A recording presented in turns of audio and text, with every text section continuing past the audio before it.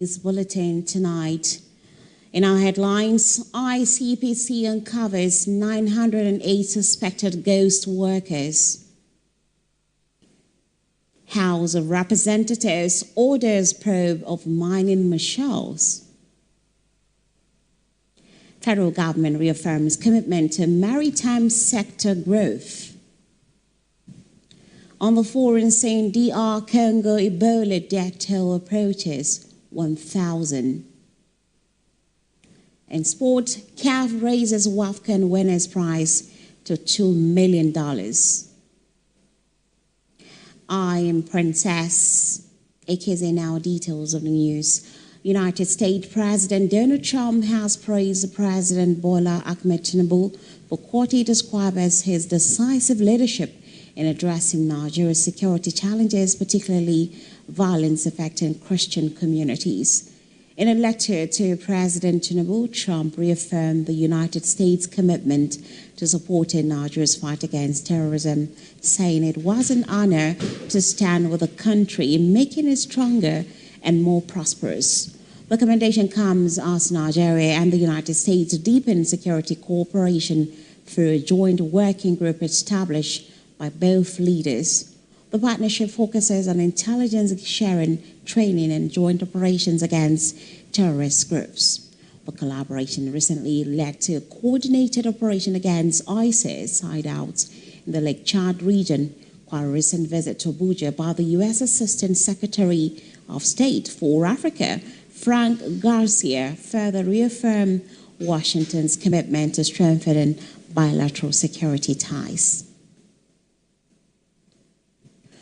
The Independent Corrupt Practices and Other Related Offences Commission, ICPC, says the Nigeria Police Force and 5 federal ministries and agencies recorded the highest number of suspected ghost workers uncovered during a nationwide payroll verification exercise. ICPC Chairman Musa Adamu Aliyu San disclosed this while providing an update on the Commission's investigation into payroll fraud across federal government institutions. According to the Commission, investigators identified 908 suspected ghost workers in at least 50 ministries, departments, and agencies, and recovered about 942 million naira allegedly paid as fraudulent salaries. The ICPC explained that ghost workers are fictitious names inserted into government payrolls to illegally collect salaries. In one case, investigators alleged that a suspect placed the names of his wife, son, and mother-in-law on the payroll while also collecting the salaries of 12 legitimate workers. The Commission said the Nigeria Police Force recorded the highest number of suspected fake workers among the affected institutions, adding that investigations into the payroll fraud are ongoing. From flood-ravaged communities in Akwa Ibom State to failing roads in the Federal Capital Territory and Taraba State, the House of Representatives has approved a series of resolutions aimed at tackling issues affecting lives and livelihoods. The House also ordered an investigation into allegations surrounding the operations of the mining marshals. Laraba Moray reports.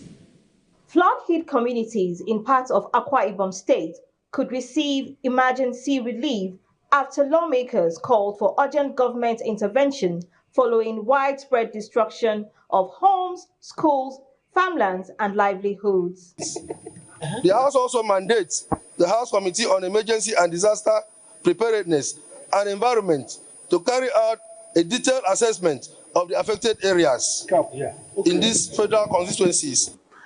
By God's grace, the state government has already begun some measures to cushion the effect of the devastating rainfall that happened.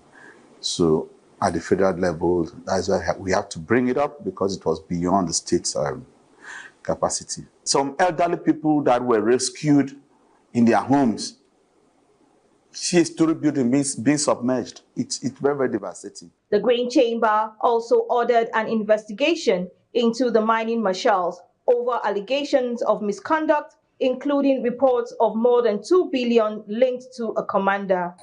Mandate the Committee on Solid Minerals Development to carry out a comprehensive investigation into A, the actions and performance of the mining marshals across the country to determine if they are operating within their lawful mandate.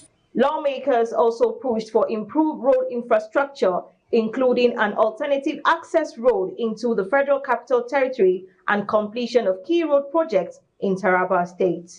Urge the Federal Ministry of Work, in collaboration with the FCT administration, to undertake a comprehensive technical and engineering feasibility study on the development of an alternative route linking the Kefi-Karo axis to the FCT center. Urge the federal government through the Northeast Development Commission to expedite action on speedy completion of the Namnai Bridge on the Jalingo to Ukari Road to reduce pressure on the Mutumbiu Garbashede Road alternative route, as well as reduce stress and loss of lives to commuters.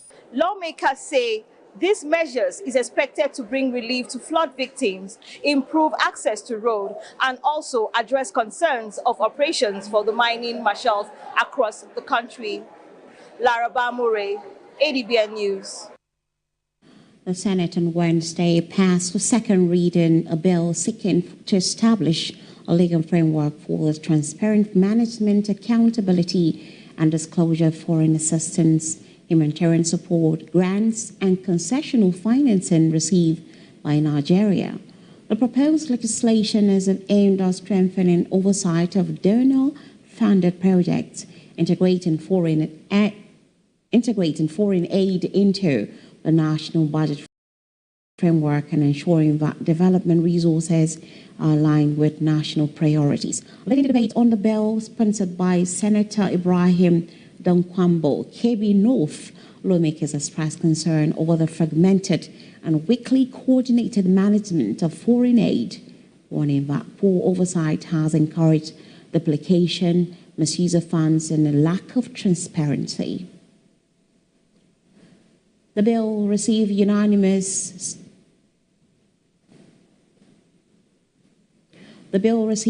support. Deputy Senate President Jibrin Barau supported the bill, noting that while donor funds channeled directly to the federal government are captured in the national budget, many materials and interventions delivered through non-government organizations escape adequate monitoring. Lawmakers decried the alleged diversion of donor funds by some NGOs and call for the harmonization of all foreign assistance under a single transparent framework.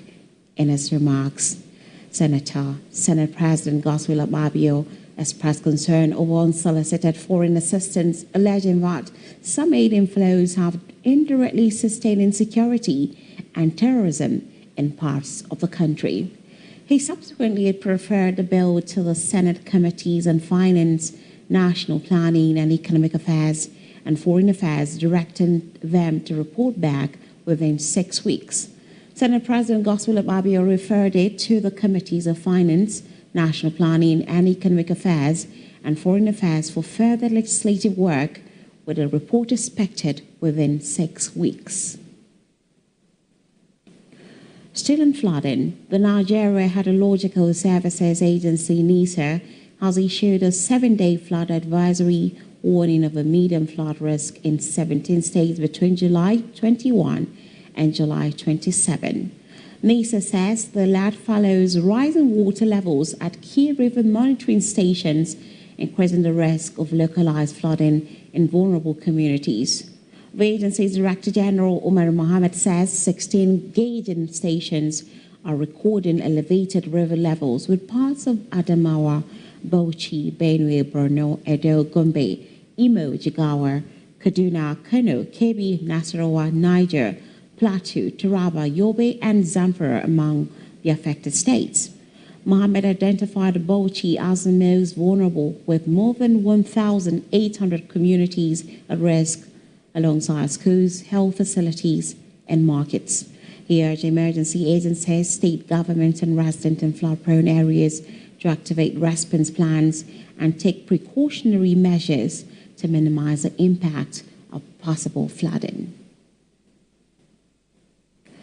Moving on, the federal government has assured maritime stakeholders of a commitment to support the process of building a robust maritime in Nigeria. The Secretary to the Government of the Federation gave the assurance at the 18th International Maritime Conference in Abuja. Francisca Oga has details. The President Bola Ahmed Tinubu administration has been very clear on its commitment to unlocking the full potential of Nigeria's maritime domain. The 18th International Maritime Judges Conference, hosted in Abuja, presents an opportunity to analyze and profile solutions to the gaps in Nigeria's maritime justice system. Secretary to the Government of the Federation, Senator George Akume, in his opening address, commended the Shippers Council and the National Judicial Institute for sustaining the conference over the years and assured participants of the federal government's support towards the implementation of the outcome of the conference. The work done in this hall over the next 3 days should not remain in this hall. It must find expression in policy, in legislation, in institutional reform, and ultimately in the daily experience of every Nigerian who does business through our ports or seeks justice in our courts. Minister of Marine and Blue Economy, Adegboyega Oyetola, underscored the significant role the judiciary plays in building a prosperous maritime economy and urged them to prepare for a new generation of maritime disputes arising from autonomous ships and digital shipping. We will continue to engage the National Assembly to ensure the expeditious enactment of legislative measures required to give full effect to the national policy of marine economy. The Chief Justice of the Federation, Justice Kudirat Kekereekun, who declared the seminar open, called for responsive, forward-looking and firmly rooted jurisprudence to ensure sustainable maritime governance in Nigeria. The effective administration of maritime justice is therefore an indispensable pillar for advancing economic prosperity, safeguarding national interests, and fostering investor confidence in Nigeria's maritime sector. The Executive Secretary, Nigeria's Shippers Council, Dr. Pius Akuta, highlighted some key areas of consideration and expressed optimism that the Nigerian Ports Regulatory Bill would soon be passed into law to enhance the operations of the Council. Talking about demurrage, detention, talking about the Admiralty jurisdiction and the Admiralty registry, which we'll be talking about going forward in the next panels up until Friday. From the International Seminar for Judges in Abuja, Francisca Oga, Adbn News. Rivers State Governor Siminalayi Fubara has declared support for the Rainbow Coalition, a political movement led by the Minister of the Federal Capital Territory, Nyesom Wike, and made up of members of different political parties in the state. Governor Fubara made the declaration during the groundbreaking ceremony for the reconstruction and equipping of the Ravine Medical Facility, a public-private pharmaceutical factory in Rivers State. He endorsed President Bola Tinubu as his preferred presidential candidate and Kingsley China as his preferred governorship candidate, urging his supporters to back all candidates of the coalition in the 2027 general elections. The governor said the era of political conflict in Rivers State was over, stressing that peace, unity, and development must take priority. He also dismissed calls to delay joining the coalition, saying he had already made his decision and would not support any action capable of disrupting the state's peace. Well, the All Progressive Congress, APC, has dismissed allegations by former Vice President and African Democratic Congress presidential candidate Atiku Abubakar that the 2026 service-wide vote is intended to fund President Bola Tinubu's 2027 re-election campaign. In a statement, APC National Publicity Secretary Felix Moka described the allegation as baseless, explaining that the service-wide vote is a long-standing budgetary provision used to meet government-wide obligations and unforeseen expenditures, not a secret campaign fund. The party accused Atiku of making misleading claims to distract from the Tinubu administration's achievement, citing reforms in education, healthcare, infrastructure, agriculture, and social investment. It reaffirmed its commitment to the renewed hope agenda and said the government remains focused on economic recovery and improving the lives of Nigerians.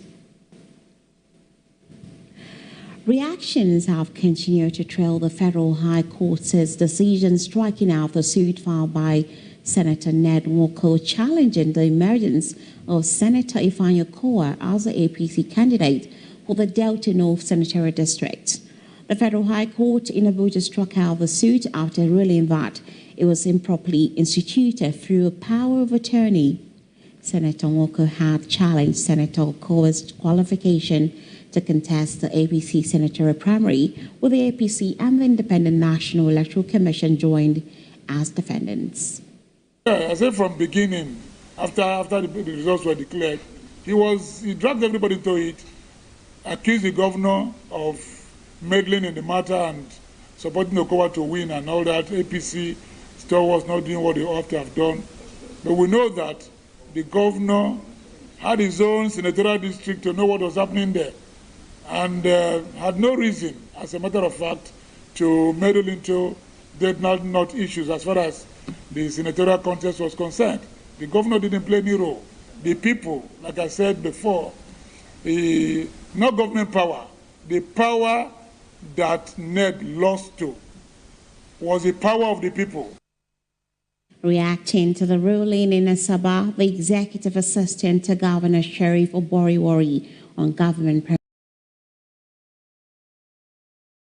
project policies and public enlightenment, Olisa Ifejika said the Delta State government had no role in the conduct or outcome of the APC primaries. He also alleged that Senator Ned Nwoko had lost the confidence of his constituents, describing Senator Ifeanyi Okowa as a stronger choice to represent Delta North. Senator Dr. Ifeanyi Okowa asking him to come and run for the Senate seat of Delta North. That was the day, that was a vote of no confidence. If Ned perhaps had good advisors, they would have told him that was it. Because if the people, for any election, as an aspirant or a candidate, you will only be in your unit to vote and see how voting will be done. Not even in your ward, you'll be in your unit. So for you to win, other persons are expected to work for your party in their own units across the constituency or the state, as the case may be. Ifejika further claimed that Senator Nwoko announced his intention to seek a second term in the Senate at Asaba Airport instead of meeting with his constituents, which he said reflected a disconnect from the people. The Kaduna State government says more than 3 million residents have benefited from its free compressed natural gas (CNG) mass transit scheme, saving commuters billions of naira in transportation costs. Acting Managing Director of Kaduna Line and Acting Director General of Kadstra, Inuwa Ibrahim, said the initiative is one of the flagship projects of the Ubasani administration aimed at providing affordable, efficient, and environmentally friendly transportation. He said 100 CNG-powered buses currently serve more than 30 communities across the state. Ibrahim said the government is constructing 200 modern bus stops with over 80% already completed and has digitized the transport system using intelligent transport system technology to improve efficiency and passenger safety.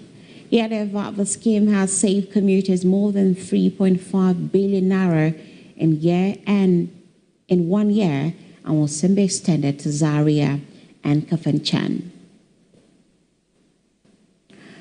Troops of Operation Hadinkai have confirmed the killing of Abu Salim al-Barnawi, the Islamic State West Africa Province ISWAP raid commander and chief propagandist, during a failed attack on Cross Kawa in Kukawa local government area of Borno State.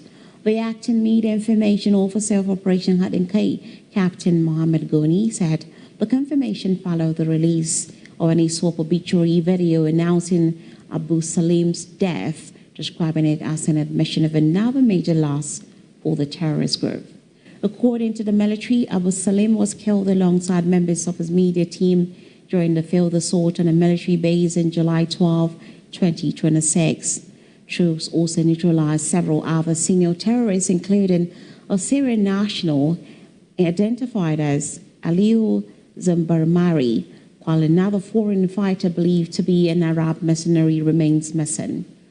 The military said several other insurgents sustained serious injuries as they retreated under heavy fire, adding that the operation reflects the continued success of ongoing offensives against terrorist groups in the northeast. A federal high court in Abuja has rejected an application by Omoyele Sowore to tender an uncertified court document in his defense in an alleged criminal defamation case over social media posts. Shore's lead counsel Adeyinka Olumide Fusika San sought to tender the document through the third defense witness, Wayne Chikeze Elijah. Prosecuting counsel Akinlolu Kende San objected, arguing that the photocopy was inadmissible without certification. Justice Mohammed Umar upheld the objection, ruling that the document could not be verified as untempered.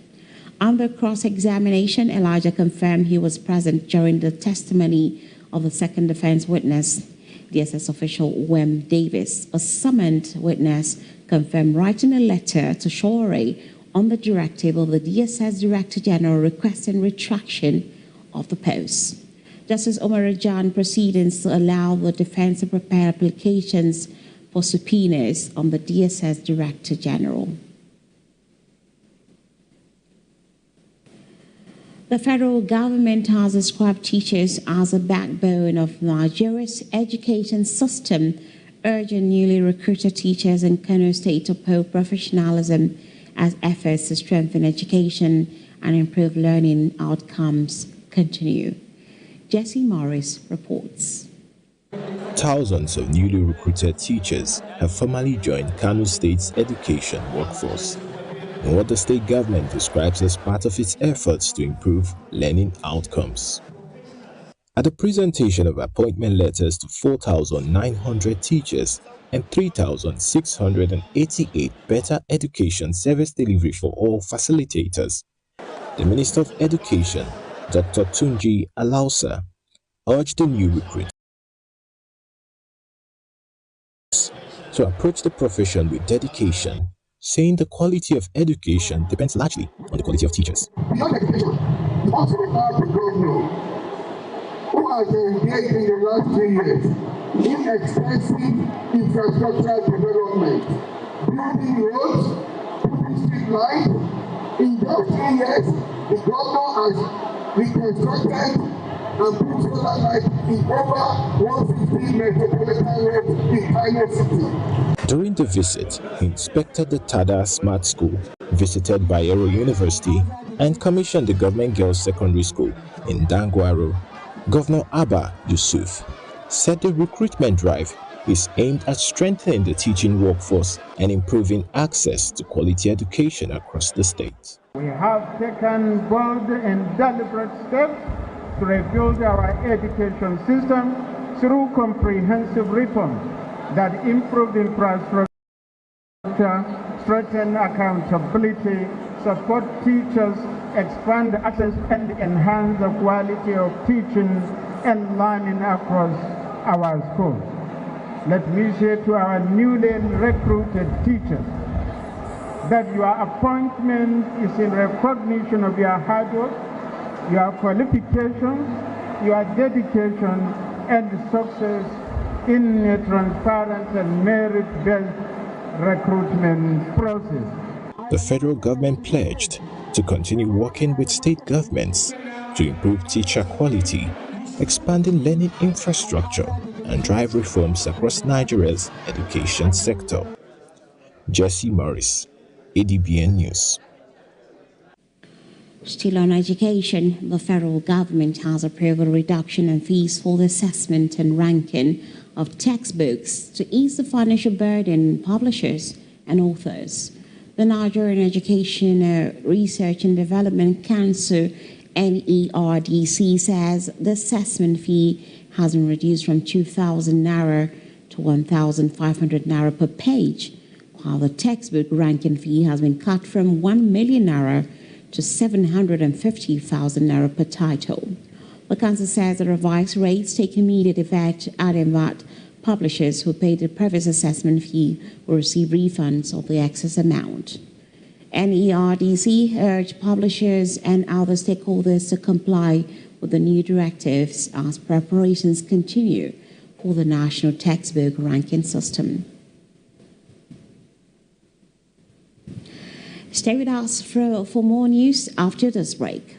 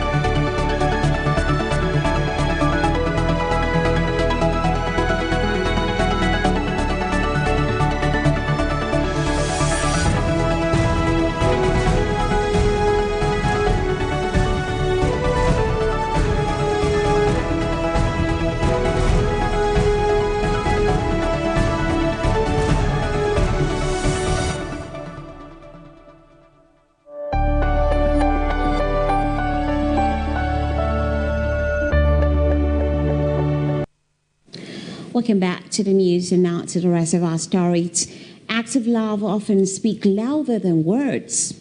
In Edo State, that message came alive as the Government House Chapel, with the First Lady representing Governor Mando Bebolo, reached beyond the pulpit to provide free medical care for residents.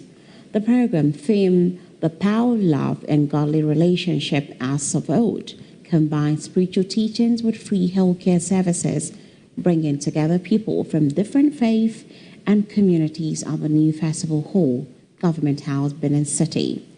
Adbn's correspondent Favor Sazwa tells us more. I come here with excitement, and I bring you greetings from His Excellency, the Executive Governor of Edo State, distinguished Senator Mondo Pueblo. I want to just talk about what the love of God is. It's unconditional. The love of God is selfless. Through the shine agenda of His Excellency, we have seen what the love of Christ is in the heart of our governor. Organized by the Edo State Government House Chapel and hosted by the Special Advisor to the Governor on Religious Matters and Chaplain, Dr. Sule Faraday, the outreach underscored the message that genuine love is best demonstrated through service to humanity. Program have started, and I assure you the expectation of the people and the expectation of the governor for today's program is that the mercy of the Lord will increase upon Edo people, and this program will bring total peace in Edo State, because the theme is power of love and godly relationship as of old. As participants reflected on messages of love, unity, and godly relationships, medical personnel from the Government House Medical Center carried out consultations and dispensed medications to beneficiaries at no cost. This test is to enable us screen and detect medical anomaly in the patient and possibly quick medical intervention. The feat is commendable. I commend the chaplain, Apostle Faraday, who has put this one in place, and more to our amiable governor and altruistic governor, a magnanimous governor. The outreach also drew commendation from religious leaders across faiths, including the Muslim community, who described the initiative as a demonstration of peaceful coexistence. We Arewas, free medical our government program, were here, all Arewas, not only Christian, we Muslim and Christian Arewas, all of us were here. We would attend the program we come to organize. Inshallah, all of us were here. I got here, I was given number. It has been going on smoothly. I have been benefiting from him because I am a civil servant. He has been helping, promoting, and taking care of us. Beyond the Simons and medical outreach, the program reflects a growing effort by the Edo State government to integrate faith, healthcare, and community engagement in promoting the well-being of residents. In Edo State, Favor Osazua, Adbn News.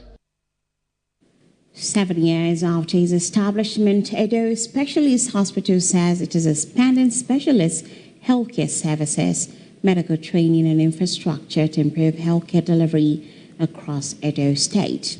Speaking during activities marking the hospital's 7th anniversary, Chief Medical Director Dr. Antonio Njoko commended Governor Mando Bebolo for providing IVF equipment to support fertility services. She also announced that the hospital has secured full residency accreditation in obstetrics and gynecology, with family medicine and dentistry also receiving accreditation. One may wonder, why 7? Why 7th anniversary? And in the recent past, in less than 2 years, because ESH was celebrated at 5, but in less than 2 years, there has been tremendous achievements and also challenges. And so we felt we deemed it fit that we should have this celebration. ESH cares, every patient matters. I want to start by sincerely appreciating our dear governor, our Akpako Rescue, our Akpako Health, as we have termed him in Edo Specialist Hospital, distinguished Senator Monde Okpeholo, the Executive Governor of Edo State. Hospital management says government support has led to the absorption of 126 contract staff into the state workforce, approval for the recruitment of more health professionals, and the creation of over 290 jobs. The hospital has also partnered with Mudiame University, Irua, to train medical students and expanded emergency maternal health care and health insurance services. Deliver world-class, patient-focused health care that serves across all specialties onto the Edo State workforce platform. And His Excellency graciously granted that to us, and we're able to onboard all the contract staff. We have also included trainings for staff across all staff cadre, for doctors, nurses, pharmacy, and other workers, even our admin staff.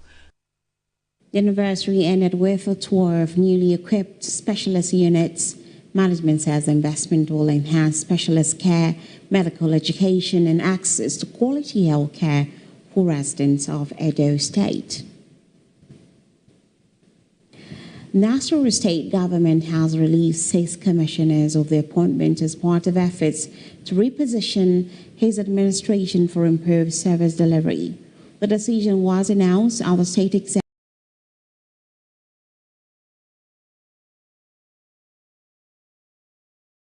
Executive Council meeting at the Government House Executive Council for their contributions and their appointment, describing their efforts as commendable. He, however, said the administration would embark on a cabinet reshuffle and bring in new hands to strengthen governance. To be honest with ourselves to say that we have done wonderful work so far, but we want to continue with that wonderful work until the end of our administration. The reality is we must do a couple of reshufflement here and there, and we must do a few, very, very few replacements here and there. The governor also congratulated the National Amazon Football Club for emerging champions of the President Federation Cup, describing the victory as a proud moment for the state and a testament to the team's hard work and determination. Speaking with journalists after the meeting, the secretary to the state government, Barrister Shuaibu Magaji, said 6 commissioners have been relieved of their appointments to reject the system and inject fresh ideas into governance. To give room for strengthening the system and to also accommodate other interests and to also reject the system with the vigor to saying that all the mandates given to His Excellency Engineer Abdullahi A. Sule is delivered within time. Those commissioners affected includes the Commissioner for Works, the Commissioner for Women Affairs, Commissioner for Information, Commissioner for Lands, Commissioner for Science and Technology, and the Commissioner for Security and Sundry Matters. Barrister Magaji assured residents that the affected ministries will continue to function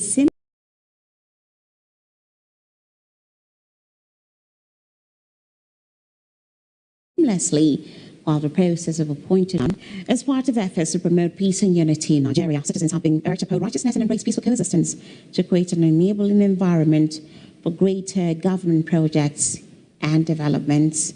This was the highlight of the Media Prayer Summit organized by the wife of the chairman of Esienodim local government area, Mrs. Ofonime Osoro, where women gathered to offer prayers for their leaders. Adbn correspondent David Asong reports. Women from Esienodom local government area of Akwa Ibom State gathered at the council secretariat on Wednesday for the 2026 Media Prayer Summit. Wife of the chairman of Esienodom local government area, Mrs. Ofonime Osoro, took the first Bible reading from Isaiah chapter 32 from verse 16 to 20. Righteousness will produce peace, and righteousness will bring about calm and security forever. Verse 18.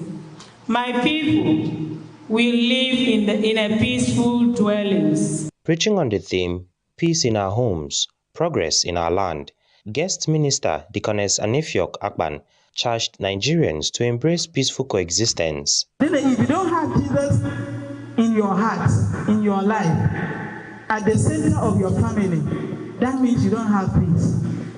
If you don't have Jesus in your place of work, you don't have peace. Special prayers were offered for President Bola Ahmed Tinubu, Senate President Godswill Akpabio, Akwa Ibom State Governor Umoino, and the chairman of Esienodom local government area, Honorable Ntiedo Osoro. The women also prayed for the wife of the Senate President, Dr. Mrs. Unoma Ikaite Akpabio, the First Lady of Esienodom, and other illustrious sons and daughters of the local government area.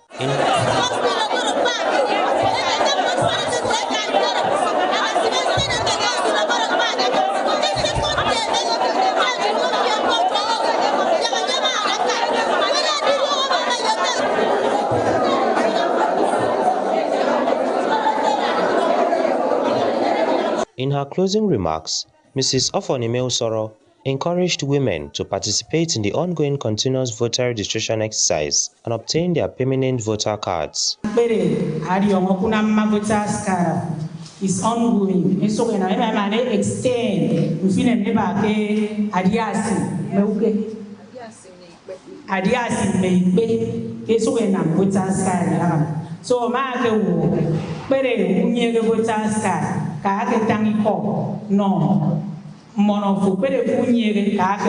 The summit also featured drama presentations, song ministrations, and empowerment support for women. With the Mid-Year Prayer Summit, organized by wife of the executive chairman of Esenodom local government area, Mrs. Ofonime Usoro. Esenodom women are hopeful that their prayers would offer spiritual and moral support to leaders in Nigeria, Akwa Ibom, and Esenodom local government area. In Akwa Ibom State, David Isong, Adbn News.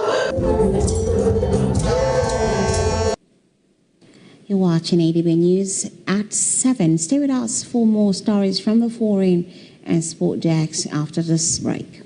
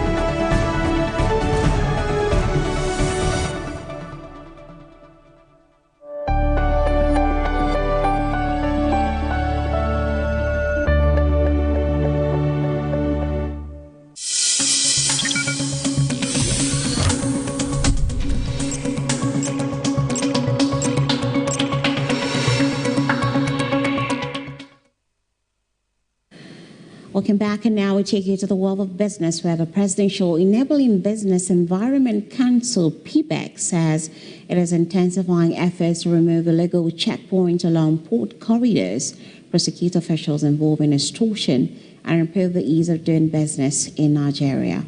Director General PBEC, Princess Zara Mustafa Audu, disclosed this while briefing State House correspondent at the Presidential Villa, Abuja.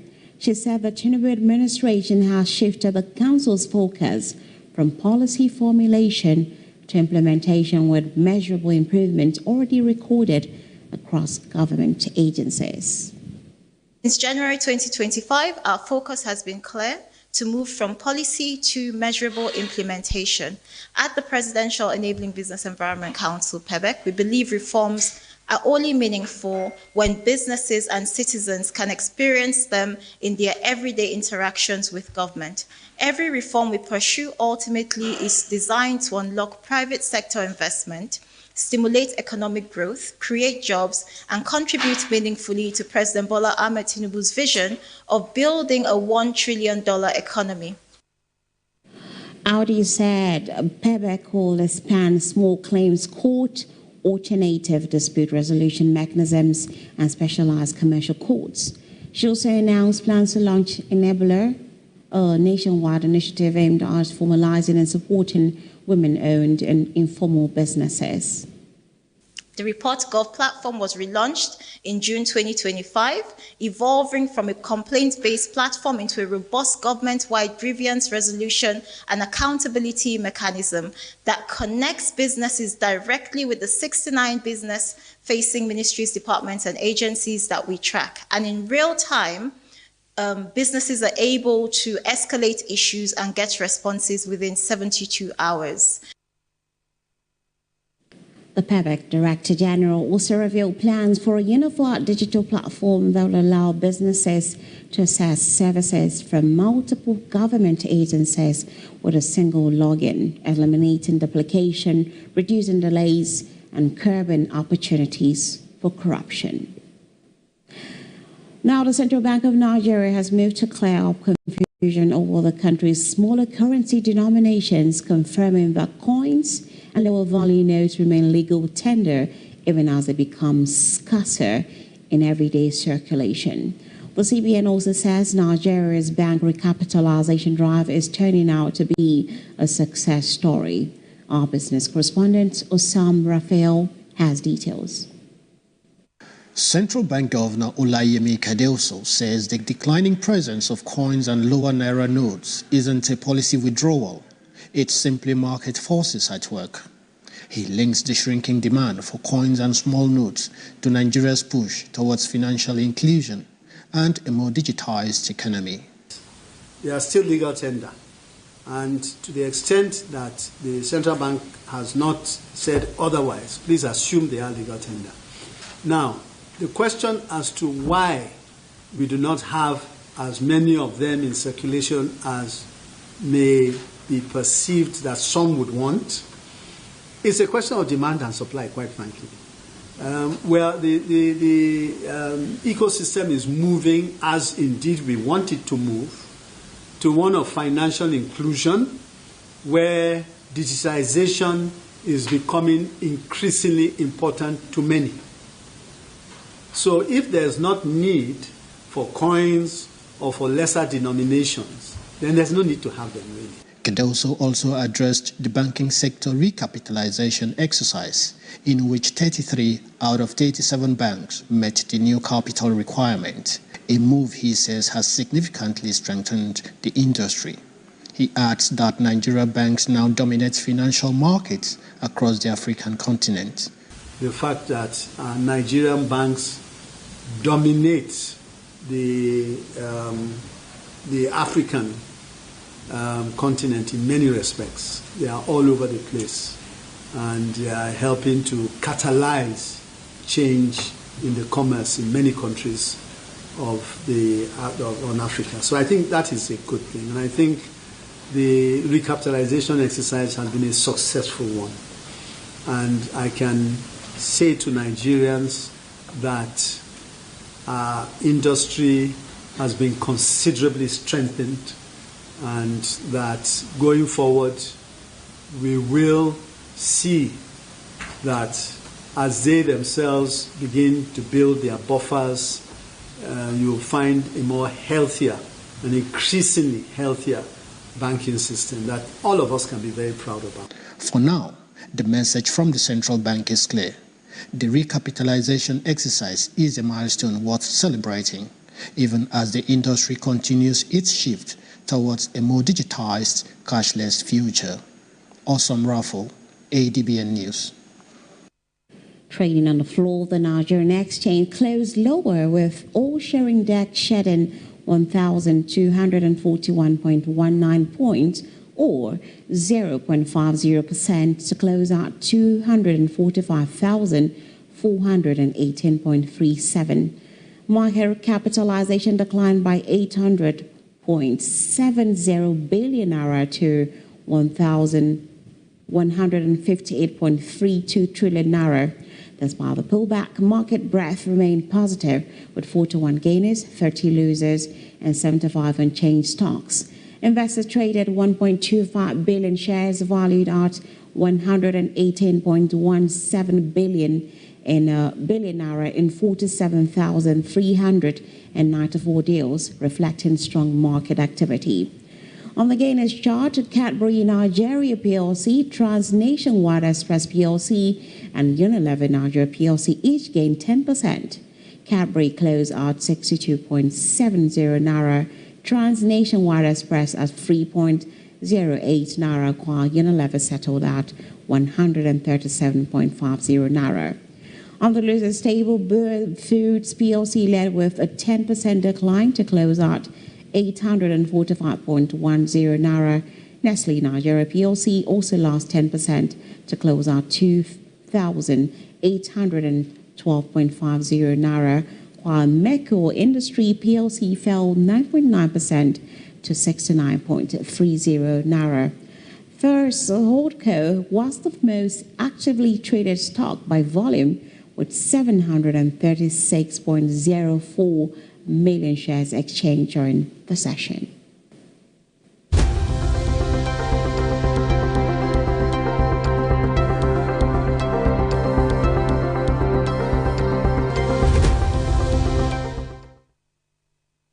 And now to foreign saying the Democratic Republic of Congo says nearly 1,000 people have died from the latest Ebola outbreak caused by the Bundabujo strain of the virus. The country's National Institute of Public Health says 999 deaths have been confirmed since the outbreak began in May, with more than 2,400 cases recorded.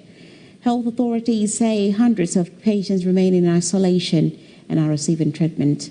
The World Health Organization has also confirmed 2 Ebola-related deaths in neighboring Uganda linked to the outbreak. The epidemic was first declared in May after cases emerged in the northeastern Ituri province, where infections remain concentrated. Cameroon's ruling party has convened a rare meeting of senior officials as questions grow over the prolonged absence of President Paul Biya. President Biya, 93, has been out of the country for 45 days after traveling to Europe on court officials describe as a brief private visit. The government has not disclosed when he is expected to return. The ruling Cameroon People's Democratic Movement announced an important meeting of its senior leadership but did not reveal the agenda. Biya, who has been in office since 1982, has frequently spent long periods abroad, though his latest and longest absence has intensified speculation about his health and ability to govern. Still on the foreign scene, firefighters battling wildfires in Spain and France say the risk of more blaze remains very high, despite some improvement in parts of Spain. Authorities say a major wildfire in Spain's Guadalajara province has eased, allowing some residents to return home. However, emergency services warn that soaring temperatures and dry conditions continue to pose serious fire threat across southern Europe. In France, officials urge residents to avoid activities that could spark fires after 2 firefighters were killed battling a blaze in the Gironde region. Meanwhile, parts of the Western Balkans have been hit by severe hailstorms, as scientists warn that climate change is driving more frequent and extreme weather events across Europe.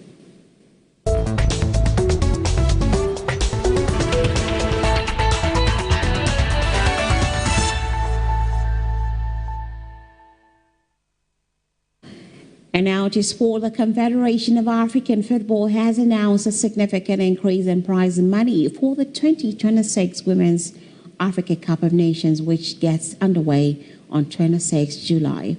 Under the revised prize structure, the tournament winners will receive $2 million, double the amount awarded to the champions at the previous edition. CAF also confirmed that the overall prize fund has increased by 67%, rising to $5.8 million. The runners-up will receive $1 million, while every participating nation will benefit from $150,000 in participation funding. CAF says the enhanced financial rewards are part of its continued commitment to accelerating the growth and development of women's football across Africa. Manchester City midfielder Phil Foden has signed a new 4-year contract which will keep him at the club until 2030. The 26-year-old previous deal was due to expire next summer, but he has opted to extend his stay under new head coach Enzo Maresca.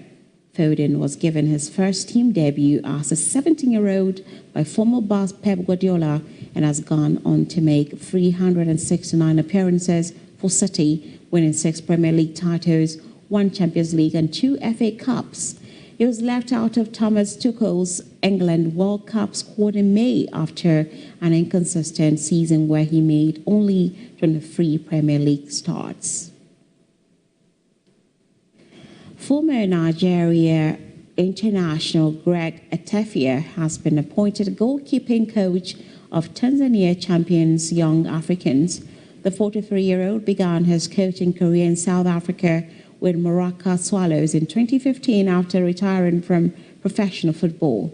He was promoted to caretaker manager in March 2016 before leaving the club later that year. The former goalkeeper has since built an impressive coaching career, serving as goalkeeping coach at Baroka and TS Galaxy before securing his latest move to East African giants Young Africans. At international level, he represented Nigeria at the 2000 Summer Olympics in Sydney as a member of the country's under-23 team. The Australian Open will introduce daily limits on its lowest price tickets for the first time following overcrowding and long queues during this year's tournament.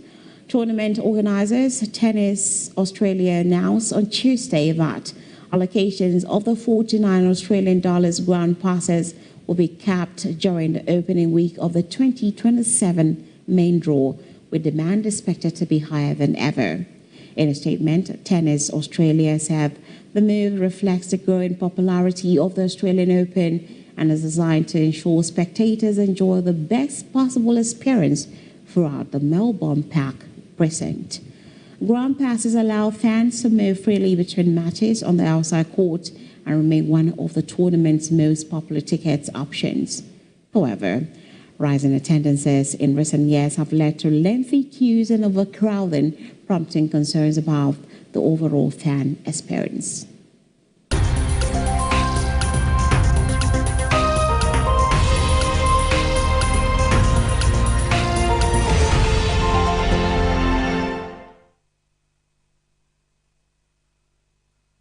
And on entertainment, Afrobeat singer Oluwatosin Ajibade, popularly known as Mr. Easy, and his wife, actress and daughter of billionaire Temi Otedola, has opened up on their future family plans as they shared their desire to having 6 or 7 children. The couple made the remark during a conversation on their joint podcast where they discussed pregnancy, parenthood, and their hopes for the future. Speaking about her pregnancy experience, Temi said the most challenging part of pregnancy had been dealing with emotional and hormonal changes, but overall, she described the journey as positive. She added that because of how smooth this experience had been, she could imagine having a large family. Her husband, Mr. Easy, responded jokingly by saying he would prefer an even bigger family, suggesting they have 11 children to form a football team. Temi's mother, Nana Otedola, who was also part of the conversation, welcomed the idea of the couple having a large family, noting they would be capable of raising many children. The conversation comes as the couple prepare for parenthood following the wedding and pregnancy announcements. And with that, we conclude the news tonight. Remember to watch us live on DSTV channel 258 on Star Times, channel 140, Evo TV app, Limex World TV app, and Niger TV app. For more stories, visit our website at www.adbntv.com. You can also watch us live from every part of the world by logging on to www.adbntv.com/live. I am Princess Ekeze. Have a pleasant evening.